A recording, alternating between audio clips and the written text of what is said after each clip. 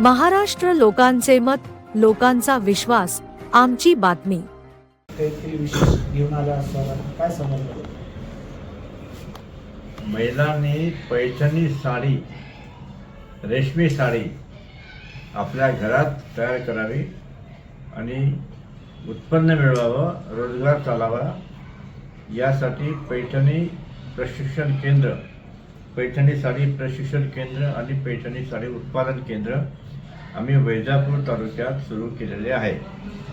शिरूरला सुरू केलं आमच्या गावी. तिथं 30 महिन्यांनी ट्रेनिंग घेतलं आहे. तिथं हातमाग लावलेले आहेत, 14 हातमाग, आणि तिथं महिला पैठणी साडी तयार करतात. एक पैठणी साडीची ऑर्डर एका महिन्याला मिळाली 2.5 लाख रुपयाची. ती साडी 2 ते 2.5 महिन्यात तयार होते आणि त्या महिलेला मजुरी मिळते महिन्याला 25 ते 30 हजार.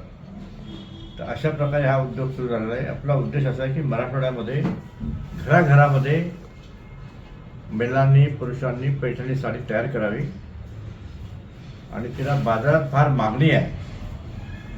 पैठणी साडीचे जे मोठमोठे व्यापारी आहेत त्यांना आम्ही एवढ्या जाऊन भेटलो. ते पण आमच्या गावी आले.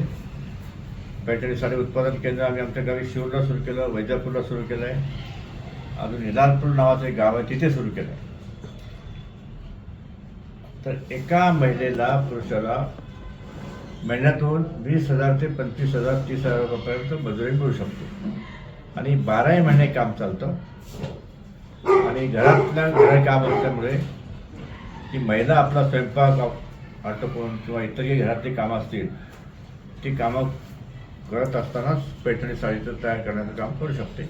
आणि घरात त्या महिलेचा पती असेल, भाऊ असेल किंवा पुरुष मंडळी असतील ते सुद्धा हे काम करू शकतात. तर अशा प्रकारे हे उत्पादन आपण सुरू केलेलं आहे. आणि असं उत्पादन मराठवाड्यामध्ये हा उपक्रम आम्हीच पहिल्यापासून सुरू केलेला आहे. पैठणी साडीचं मूळ केंद्र आहे पैठण. आपल्याला माहिती की सालेवान राजे त्यांनी पैठणी साडीचा राजाश्रय दिला आणि सुमारे 5,000 वर्षापूर्वी तिथे पैठणी तयार होत होती. आता आम्ही हे ते केंद्र, 2 केंद्र मंजूर केले, ट्रेनिंग सेंटर, एक शिरूरला आणि वैजापूरला. हे भारत सरकारचं वस्त्रालय मंत्रालय आहे. वस्त्रोद्योग, टेक्स्टाईल, मिनिस्ट्री ऑफ टेक्स्टाईल्स, वस्त्रोद्योग मंत्रालय. तर या मंत्रालयाने या केंद्राला मंजुरी दिली आणि एका केंद्रामध्ये 30 महिलांना प्रशिक्षण देतात आणि एका महिलेला दररोज 300 रुपये ते भत्ता देतात रोजगार. आणि दोन व्यक्ती त्यांना शिकवतात, त्यांना मास्टर ट्रेनर म्हणतात. मास्टर ट्रेनर आणि एक असिस्टंट ट्रेनर. ते 1.5 महिन्यात त्यांना ट्रेनिंग देतात आणि मग ट्रेनिंग झाल्यानंतर त्यांना पहिचान card, identity card government of इंडियाकडून मिळते, मिनिस्ट्री ऑफ टेक्स्टाईल. आता हे फार महत्त्वाचं आहे की हे आयडेंटिटी कार्ड, पहिचान कार्ड मिळाल्यानंतर त्यांना 40,000ची लोन हातमाग फक्त 4,000 रुपये मिळतो. म्हणजे 10% पैसे भरायचे बिनकराने 90% केंद्र सरकार भरत आहे. शिवाय त्यांना घरकुल मिळतं 1.5 लाख रुपयाचं घरकुल. तर ते वर्कशेड म्हणतात. नंतर सोलर लाईट मिळतात घरामध्ये. 200 युनिटपर्यंत वीज माफ होते आणि 15,000 रुपये वर्षाला त्यांना उत्सव भत्ता मिळतो. अशा प्रकारचे फायदे हे ट्रेनिंग घेतलेल्या महिलांना मिळतात. आणि अशा प्रकारे आम्ही महिलांना ट्रेनिंग दिलेलं आहे. त्यांचे अर्ज आता हातमाग मिळण्यासाठी, घरकुल मिळण्यासाठी भारत सरकारकडे आम्ही पाठवले आहे. आता ते भारत सरकारचा कारभार संपूर्ण देशामध्ये असल्यास थोडा वेळ लागेल, पण साधारणतः 2-3 महिन्यामध्ये सगळं काम होईल. आणि अशा प्रकारच्या सवलती मिळतात हे कुणालाही माहीत नाही. महाराष्ट्र सरकारचं एक ऑफिस आहे इथे मोंड्यामध्ये, बाळासाहेब पवार भवनमध्ये. ते काही लक्ष देत नाही. केंद्र सरकारचं विशेष लक्ष नाही, कारण केंद्र सरकारमध्ये सगळा संपूर्ण देश बघायचा असतो. परंतु महाराष्ट्र सरकारने याकडे जास्त लक्ष द्यायला पाहिजे. महाराष्ट्र सरकारतर्फे पैठणी साडी ट्रेनिंग केंद्र पैठणला सुरू होतं. MSIDC, Maharashtra state small scale industry development corporation, MSSIDC, Maharashtra लघु उद्योग विकास महामंडळ.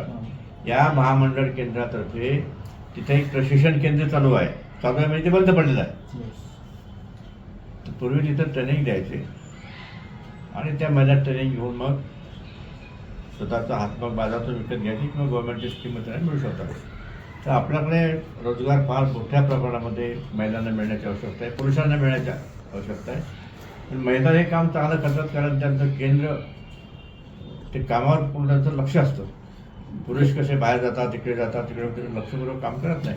तर मोठ्या प्रमाणात हे काम करायचं आहे म्हणून मी प्रयत्नशील आहे. या ट्रेनिंग सेंटरमध्ये ज्या महिलांना प्रशिक्षण घेण्याचं आहे त्याच्यासाठी शिक्षण पात्रतेची काही अट आहे? काही अट नाही आहे, तर लिहिता वाचता आलं पाहिजे.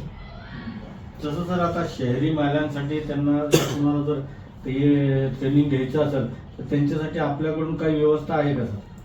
हे बघा, इथं गव्हर्नमेंटने मगाशी बोलून MSc तिथं बंद झालेलं आहे, पण इथे खाजगी केंद्र ट्रेनिंग सेंटर जाफर गेटला चालू आहे. तिथे ते ट्रेनिंग देतात. मग ते दिवसाला फक्त 100 रुपये देतात, सॉरी महिन्याला 1000 रुपये देतात ट्रेनिंग घेणाऱ्या महिन्याला एका माणसासाठी. परंतु माझा विचार आहे की इथं सुरू करायचं शहरामध्ये. परत शहरामध्ये सुरू करायचं, किती ठिकाणी सुरू करायचं, तर प्रत्येक ठिकाणी गुंतवणूक करावं लागते. पण एक जागा आम्ही घेतलेली आहे शिवशंकर कॉलनीमध्ये आणि तिथं जागावर सगळं व्यवस्थित आहे. तिथं आमचा विचार चालू आहे की असं प्रशिक्षण केंद्र आपण सुरू करायचं. भविष्यात छत्रपती संभाजीनगरमध्ये पण पैठणीचे हो हो हो हो काय अडचण नाही. या निमित्ताने तुम्ही आव्हान काय करणार महिलांना जे पैठणीचे उद्योगामध्ये उतरू शकतात त्यांना काय आव्हान करणार?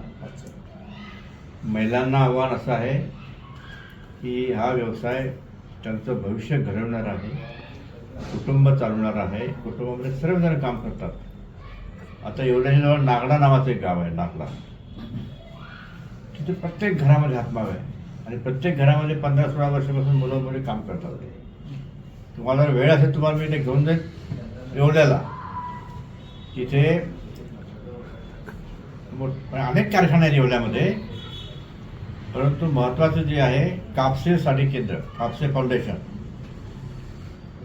त्यांनी 200 पुरुषांना महिलांना एका मॅन्युफॅक्चरिंग सेंटरमध्ये काम दिलेलं आहे. आणि त्याच्यामध्ये दिव्यांग जास्त आहेत, ज्यांना बोलता येत नाही आणि ऐकू येत नाही असं लोक ते काम करतात. त्याचं लक्ष फक्त तिकडे असतं manufacturing.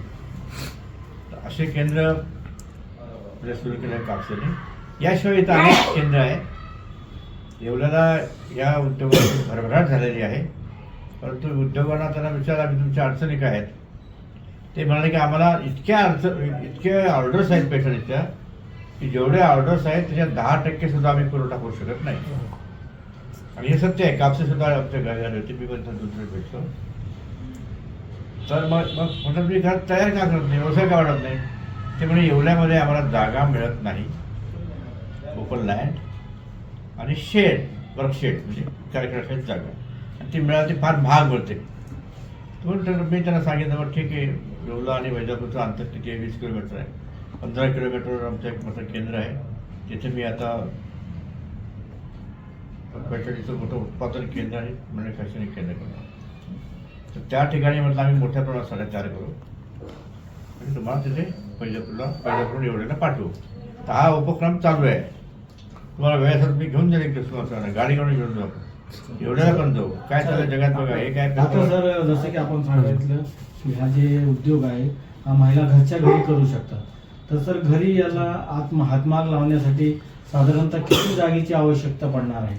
125 square feet, 10 foot by 12 फूट. इसमें एक रूम सकता है रूममध्ये हातमाग लावू शकतो. यासाठी प्रोडक्शन मशिनरीज वगैरे किती, समजा एक भांडवल किती लागेल याच्यासाठी करायचं?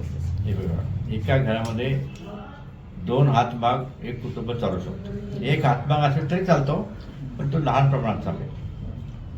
एका हातमागाची किंमत 40,000 रुपये. लाईट फिटिंग आमचं समजा 45 रुपये खर्च. 50,000 रुपयाच्या आत एक हातमाग सुरू होतो आणि घरामध्ये 2 हातमाग लावलं 1 लाख रुपये लावले तर घरामध्ये 2 लोकांना कमीत कमी काम मिळतं आणि एका व्यक्तीला महिन्याला 20 ते 25,000 रुपये मिळू शकतात. इतक्या कमी गुंतवणुकीचा व्यवसाय कुठलाही सुरू होऊ शकत नाही. म्हणून मी या व्यवसायावर जास्त केंद्रित केलं. आणि ज्यांना ट्रेनिंग घ्यायचं असेल तर आम्ही ट्रेनिंग घेऊ. तर त्यांना बँकेतर्फे मी कर्ज आयोजित करतो जसं पाहिजे. आणि त्यांनी केंद्राची स्कीममध्ये ते आले समजा त्यांना मोफत मिळेल, 10% मध्ये मिळू शकेल. आपलं नाव सांगा सर.